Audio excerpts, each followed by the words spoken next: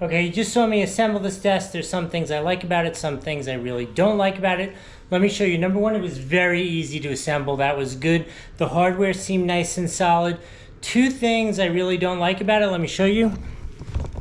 So number one, the finish here is pretty universally terrible.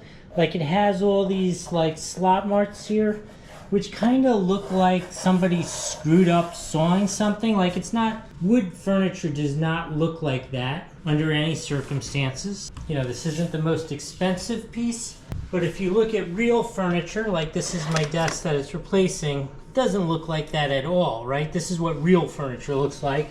I understand this is Amazon furniture, but it should not look like this at all. That is just straight up terrible looking. My other problem is the feet have absolutely nothing on them. So it's metal on your floor, whatever kind of floor you have. There's no foot, there's no rubber pad that comes with it, nothing. So if you move this at all, it is going to scratch that wood. And if it's on carpet, it doesn't make any difference.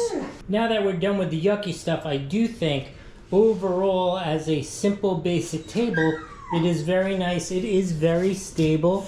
I have no issues with that. The construction, like I said, the legs were really nice, easy to put together.